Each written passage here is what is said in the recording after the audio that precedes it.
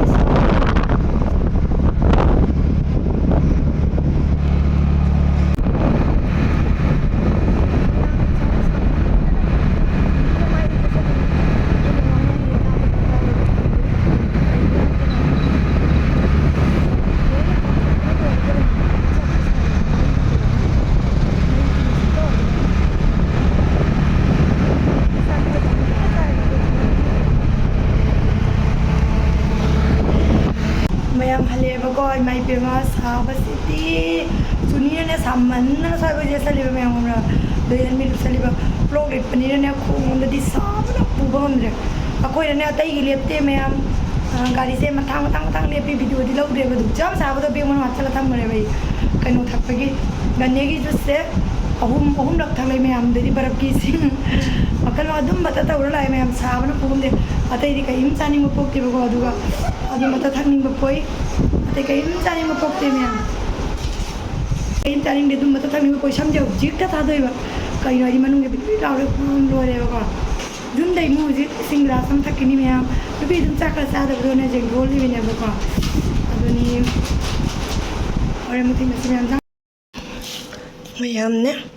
freedom whether थोइबको अदो मिसोदगी सिगलाए packing हौजिक तक Kairi ma'am अदो सिनने मनुंग लिनबगी अदगी सिना कोना लिनलगा उहलगे मैमदा संदोरोगेबने सिना कोई गुदाम बानबीनेबको सिना मथक्ता लिनबगी नंग वाखल तारे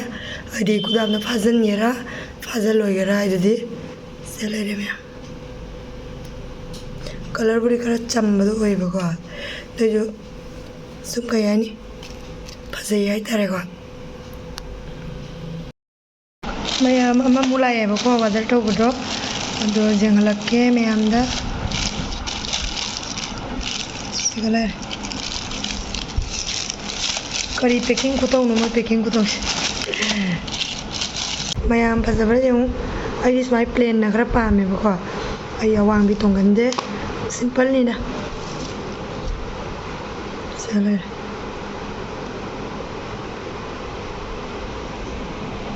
मगा से मैम फजबर जेउ पुलिस का कोई मैम से मपागने चटपु चलबने मागी किरोना जेउ से किचन सेट मच्चा am लेजरे अदुगगी सेना से कराइबसना स्लाइम लेरे अदि सेना खंगने म्यूजिक कल कइनोमनि हाइजे कमाय थदनो जेगे चेलै रही मैम मपा चपे यादे माई जाव दबे यादे चिंबाक बुंजिया गलेरे मपाना मैम मॉर्निंग दा नै ब्रेकफास्ट ने सेटिंग गने से साबा हावेबको अदुगिनी मैम येउ से चान पिना तवदे ई खोलो म्यूजिक और कर ऐसे देख या हमने कर लिया और या देख और या हमने ऐसे कर लिया तो नहीं मिलेगा ये और ऐसे घुमा दिया तो ये मिल जाएगा खोले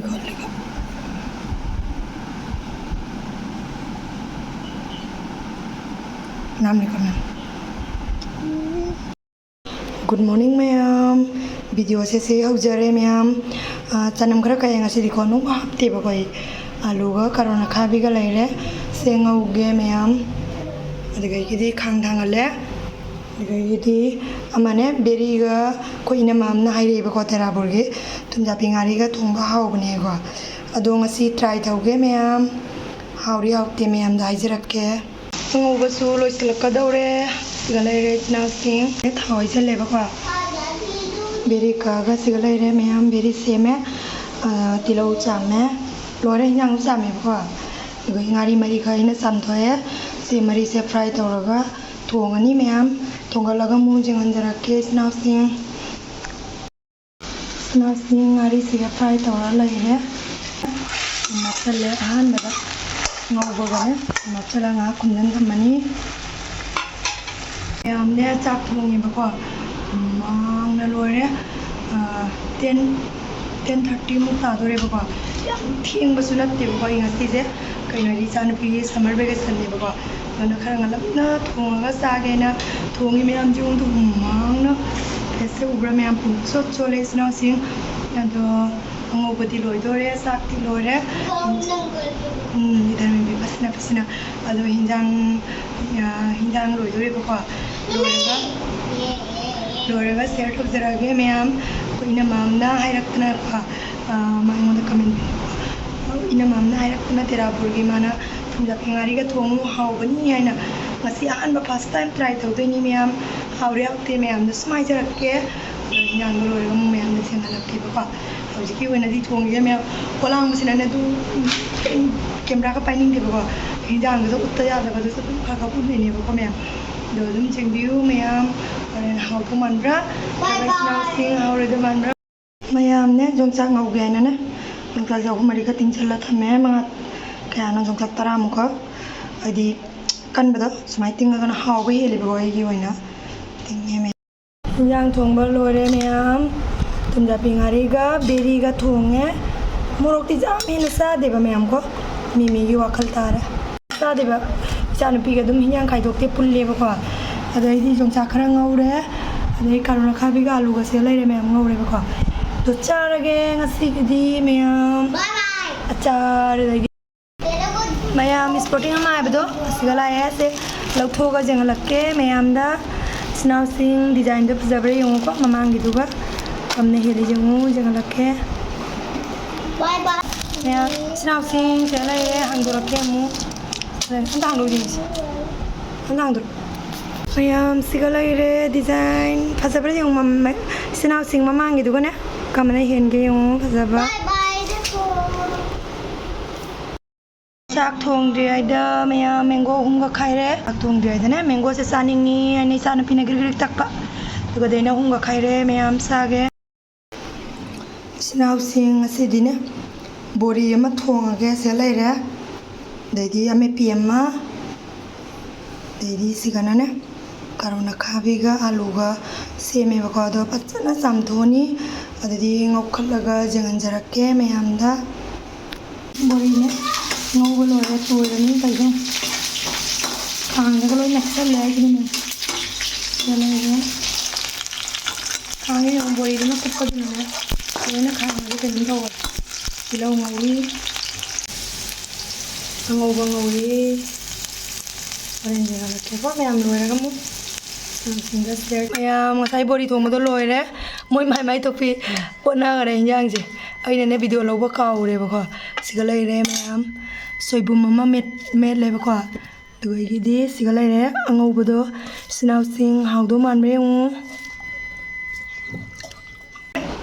संदागी दुप थालुरेनेबको फजना ngasiदी केसले मैम पिसुमने यं फजबरा थिब्रायना सिदी मैम आई पिसुमजे बदे हम हेगनदेबको अदो ngasiदी जेक्सले मैम आई लाइक खुरमे लोयरे फजना लोइसलेना संदाजेको आइदि ngasiदी khangeda sanda wara soinane nong nangadi dum yukta ga loye phakase ko ngasideina sanda sigane dum kong mu takto e zamai thare fasana loisale ma'am again kuramba loire abji क्रेस तौरनी दो साइ सिंग थोंगा सानपिंगा like कापिरनी ma'am आई पिसुमने फजै थी comment दे बिरम गो ma'am पिसुमने नांगाई का खतम दिखेना रमनी आई पिसुम जाब लिखना हो बने बो मैम दुनी दो मैम हाले रम कुना मैम फी सुबा लोरे बको से फगदो Kharge ददी ngrangi subagi su tupsandri do sulai sanu pisiga ice cream chari khodi chagre ngasai mama nabi dose kelne fee ma'am से तुपचन लगे ꯃꯄꯥꯅ ꯂꯩꯔꯦ ꯁꯥꯕꯁꯤꯒ ꯁꯦ ꯊꯛꯀꯦ ꯃꯌꯥꯝ ꯁꯥꯔꯦꯕꯀꯣ ꯌꯥꯝꯅ ꯑꯗꯩꯗꯤ ꯒꯨꯟꯖꯤꯌꯥ ꯈꯔ ꯂꯩꯔꯦ ꯆꯥꯒꯦ ꯃꯌꯥꯝ ꯆꯥꯛ ꯇꯧꯔꯨꯔꯒꯦꯕꯀꯣ ꯉꯁꯤꯗꯤꯅꯦ ꯏꯆꯤꯟꯅꯥꯎꯁꯤꯡ ꯃꯄꯥꯅꯅꯦ ꯏꯆꯥꯅꯨꯄꯤꯅ ꯆꯤꯀꯦꯟ ꯆꯥꯅꯤꯡꯉꯦ ꯍꯥꯏꯕꯀꯣ ꯉꯔꯥꯡꯁꯦ ꯊꯣꯡꯉꯅꯤ ꯍꯥꯏꯔꯒ ꯑꯗꯨꯝ ꯊꯣꯡꯍꯧꯗ꯭ꯔꯦꯕꯀꯣ ꯃꯄꯥꯒꯤ ꯑꯣꯞꯁꯦ ꯉꯔꯥꯡꯅꯦꯕꯀꯣ ꯑꯗꯣ ꯉꯁꯤ ꯗ꯭ꯌꯨꯇꯤꯗ ꯆꯠꯈꯤꯕꯀꯣ ꯗꯤꯟꯒꯤ ड्यूटीनेबको अदो मचानुपीना फोन तौर हायरे पापा चिकन खाने का मन कर रहा है ना अदोदी मपाना इंगोंदा ममा पाए लवय पाहेले चाक तो थांगत पिरमो मा जेन थोंबो ओइना लेरगे हायको चिकन नत्रगा पनीर मा अनिसे हम पामजेबको मैमको ngasu pame tuga nga do khara hensan na phangbado oidabani ko adona mayam chakti thangalani bako ina ko me pe ma ngalani soibung bara ngalani dugi kari lerakpado do horen mayam da share tauge chanupi na ngasi chaning basri mayam chicken ne bako ado phangdraga paneer ra kaino lebirani ba mana chaning bado ado horen dum share taujerake isna singda hojik thongrage bako mayam ko doni mayam lang mana mayam ni kamai thonari wa khang aina video se khara let toina thangat lebako ado kano to mayam mukbang di sung tau ngamdre o su lang ni de sak soi gi sasan me ngam debako ado na yan ti mukbang se pura ngamdre mayam su torokani ado ni me sing ko ni pala ebako ado chicken thongba phange chicken thongba oina leire se leire mayam man lu sum yam jawi ba chicken to leg piece ka jawre mayam सिगले बको अदो तंदो सानबी पामी बको नलनी तंदो से सुलौबीरे अदेदी mango ने mango से क्या आमनो kilo मखाई mango सुलौबीरे ma'am साक से खरा दी थेंगे बको अम्पा हलकपदा 11 मुक्तारे हौजिक चारनी नत्रदि दुम गल्ले बको अदो आगे ड्यूटी दुगा देदी सानबी ने दुम चिकन तो सानिंगे आमिने मनुंग लसु मैम जावरि बको मतुम दो चारगे सोइबुमम सुम ngali mayam met pudi metri jeng ke ko angan mado jong chak su khara ngauge thawi mayam sigale re tu soibung ngan mado ase me lage ba ko mayam da met te da jeng alle chele to isnaw jong chak to sele re sing sigale re pani thong ba ko pani ro ne thonge mapa na thonge ngasi di mayam dugui sigale re soibum ma mele sigale re mayam iki awai maru thong ba khara lai